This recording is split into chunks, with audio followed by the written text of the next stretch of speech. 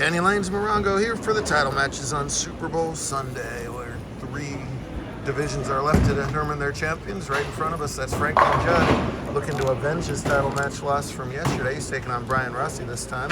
And the handicap difference is only a pin. Brian's got to beat Brian's got to beat Franklin by 1 to tie and 2 to win. Easy for me to say.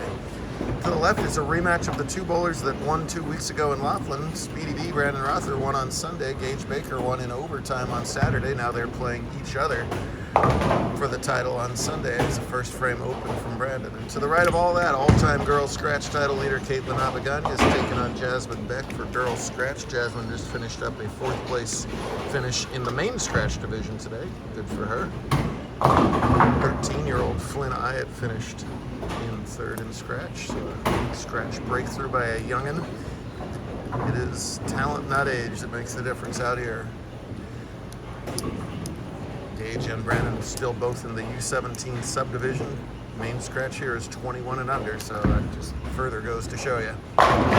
Brandon throws an absolute tank, as we all know, and much better second frame there.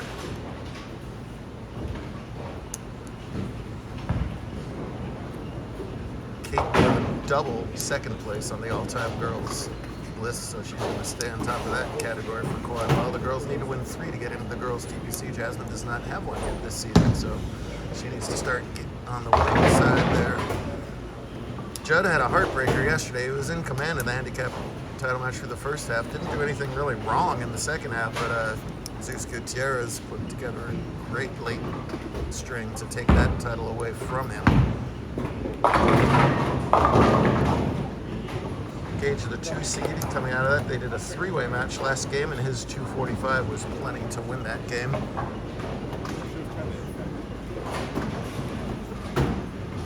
While over back in handicap, it was Aiden Lynn in 3rd. That's his career high finish. And Cameron Peterson, another top 4. He's having a great year in 4th place. Avoids the chop and goes there. Cheering on, of course, Gage, as they always are Mom Shannon and apparently Tyler. I'm looking for the big guy. Where did he go? Other side of Shannon. Is he hiding all the way down there? Let's go watch this kid hopefully make the 16. Sure.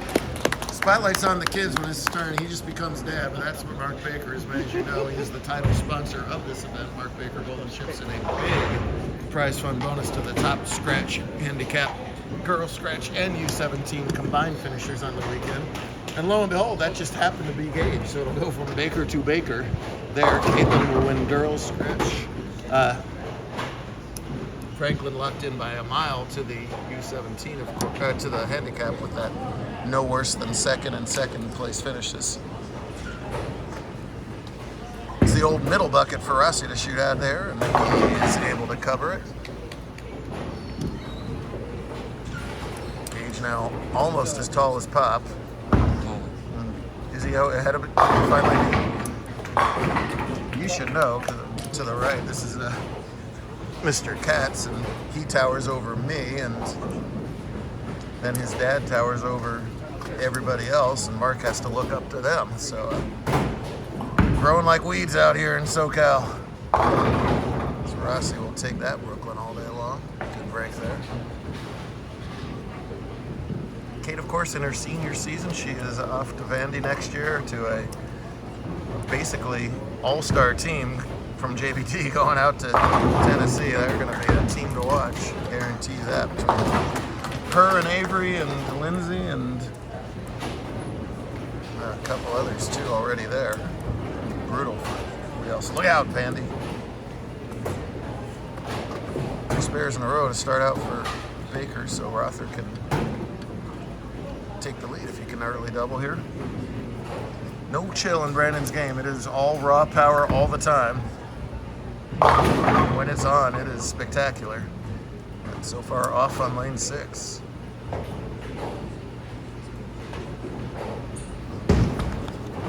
After that runner-up performance yesterday, Franklin's average, of course, went way up. He said no problem. Crushed it again, plus 288 for 7 games with a high game of 277 scratch. We'll take away another 10 pins a handicap or so. Keep practicing and beating that, sort of the circle of life. Jasmine's string ends at 4 over there. She's got a nice early lead over Kate.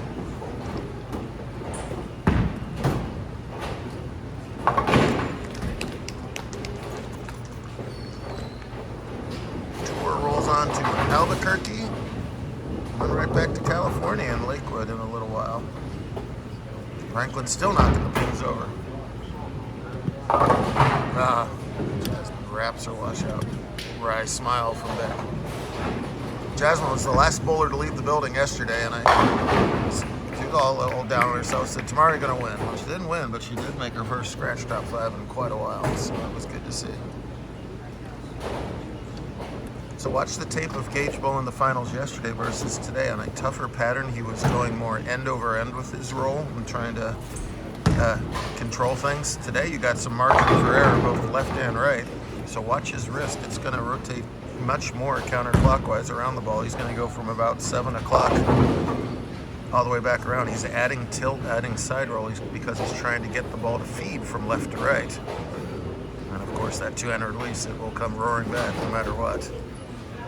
See how much more that wrist came around the ball than it would have yesterday. So subtle little versatilities that make you make finals back-to-back days on vastly different patterns. Good stuff.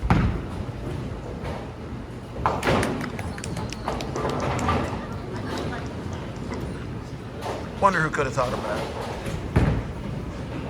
Maybe a PBA champ with his own bowling alley. Let's go check. Doesn't hurt. Peck's still in command there by about 30 pins or so. Brian's going to wait for a full rack, and Gage is going to try and add 10 pins to his lead here.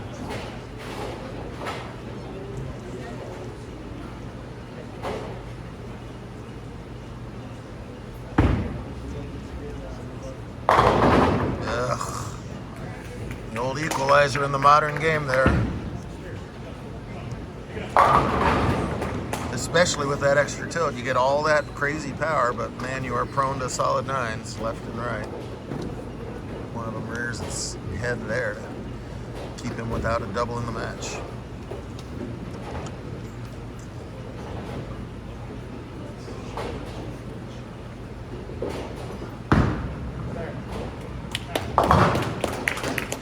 Brian's lone title came at Mira Mesa earlier this season. Won the semifinal by just 1 pin. And he prays for that one.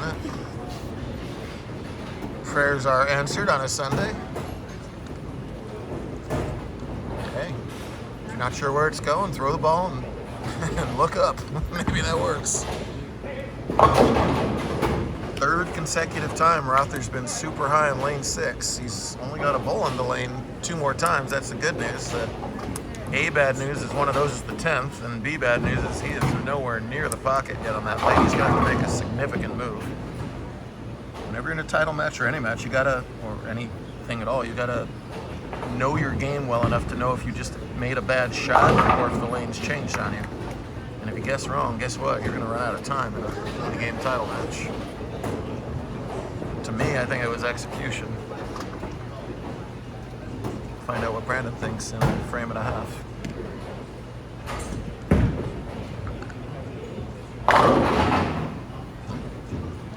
Brooklyn fast day. See that?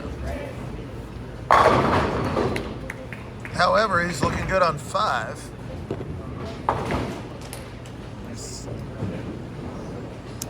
Gage still, even without a double, has himself a lead. I wouldn't think that would have happened after 6 frames. The scoring pace has been high today. No 300s though, that surprised me. I thought we'd have a Bills or 2 today. Did not. Franklin's front 9 today was the only front 9 even of the day. That's very surprising.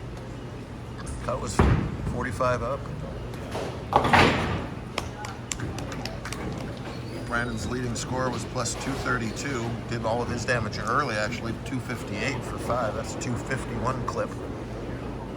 A little deeper.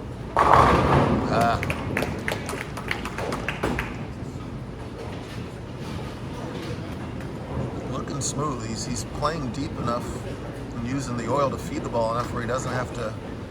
He yank on that ball that Brandon does. Just almost looks like a practice shot going down there.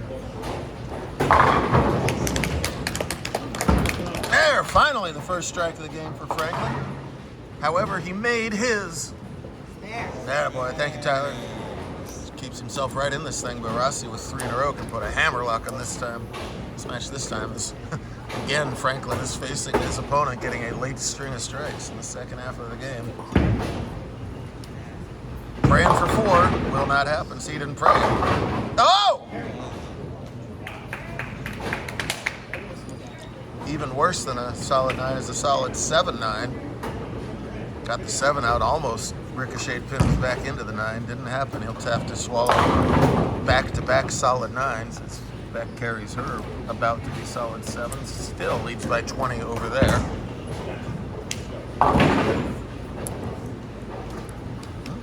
Nice exhibition and handicap as both bowlers remain clean, but Brian's triple is obviously the difference.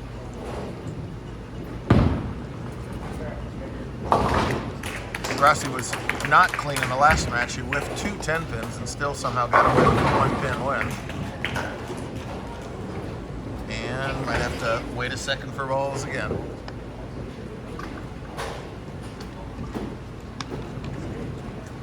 Not the worst thing. Sometimes these handicap kids bowl so fast. I just want to tell them, just relax, take your time. Be forced to take your time here with the ball return. Can Rother hit 6? No. I promise you he's trying things. He's not just flinging it down there, but no matter what he seems to do, that ball checks up for him. See his own body language tell the story. Well, that 4-6 is going to tell the story for Allegheny. See, he went slightly prayer in that. He was ready to go, but then just kind of. Oh no!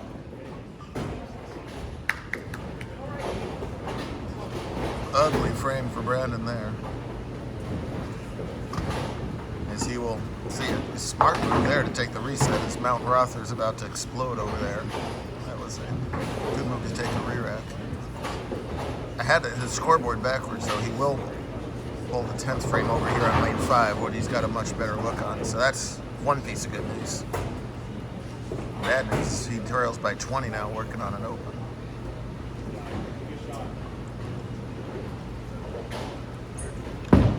Good for a double. Does not get the squasher.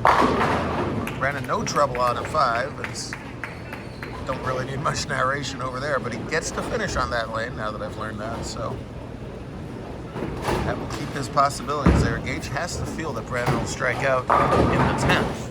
Who knows what he'll get in the 9th. Jasmine's 5-7 won't matter over there. She's got a 17-pin lead, even if she doesn't get either of these pins.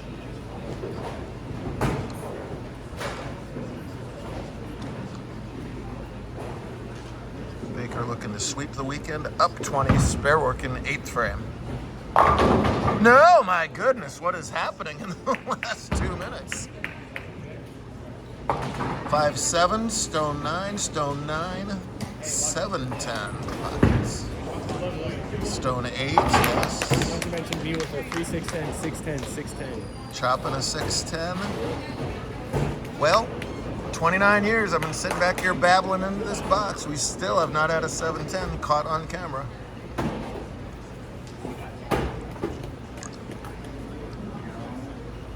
Count is within 3 if he gets 1, which is really what he should do here. But see if he gets a little jumpy. Yeah.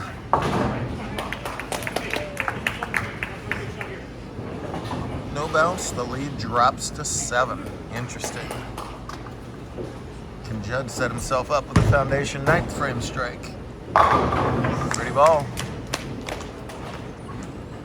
Alright, anybody's game in the main divisions. Jasmine does need to spare this, I guess, to lock up the match. There she goes. Spare will shut out Caitlin. If she misses this, Caitlin can double the win girl scratch. Rossi on a strike. Oh, what a time for a Brooklyn. break for Brian. Big shots for Gage and Jasmine on the opposite ends of the camera, and both get the job done. Jasmine Beck's going to win your girls' stretch. Gage gets the setup he needs to make his 10th frame interesting. And the way that scoreboard is, boy, bowling changes quickly. Rother has a chance to shut out here. He can max out at 207.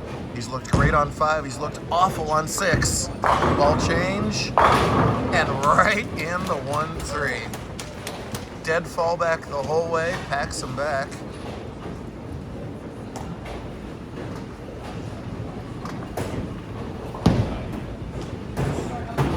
Now it's kind of an interesting reverse mental situation. Now he couldn't strike on 6. Now he's probably thinking that he can't miss on 5. But you also don't have time to miss on 5 right now. Rother's leading by 2, however you want to put it. With that split, Rossi finished at 214, and Rossi is giving a pin. The best Judd can do is 213, which, guess what, kids? Would be a tie. No! And that 8 count, as opposed to a 9 count, puts a little closer to a tie opportunity up there and scratch, too. You look at the scoreboards, you tell me. All 3 strikes, Franklin Judd and Brian Rossi tie. And they're going to ice the kicker again. Oh, goodness gracious. Rother, of course, must have a 4-7, he does. Rother fills up for 185, and that, of course, is gigantic because that would force Gage to strike on the first ball. If Brandon happens to get 9, Gage can spare strike to tie at 184.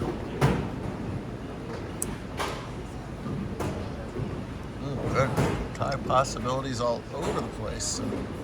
2 very topsy-turvy matches. Boy, Brian had it. It's important that he got the one off the split, though. Here is an enormous fill ball for Brandon. Got it.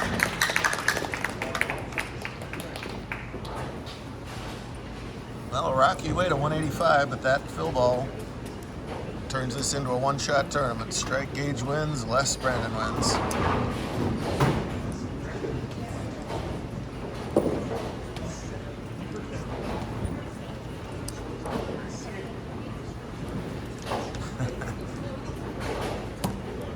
Mark, of course, a PBA champion. We know what he's made of. Gage's mom, Shannon, I get the impression she is by far the most competitive person of the 3.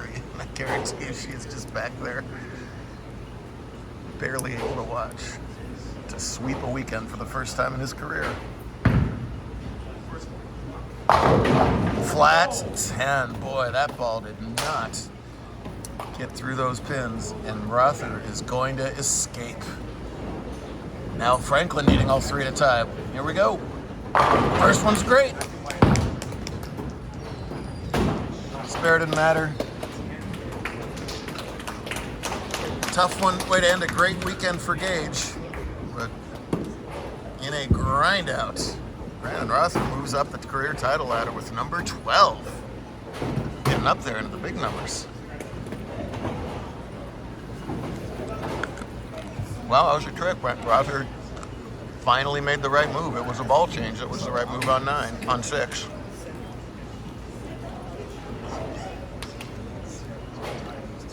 So close so many times to a title.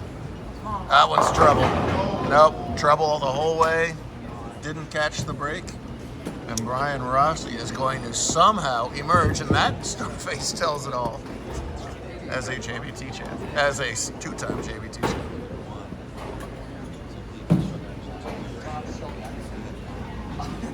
Brandon, he's got you if you got any other ball. Just I'd kick a ball down there if I were you right now. Yeah.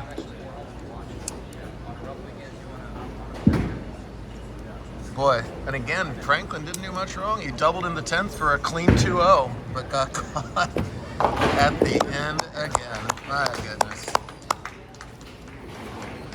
bittersweet for both of our runners up today, but great wins for the champs.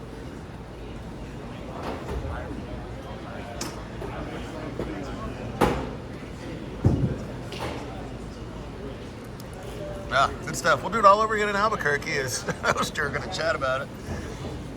I might take the other two to the psychiatrist's office after those matches. Great stuff here. Thanks, Caddy.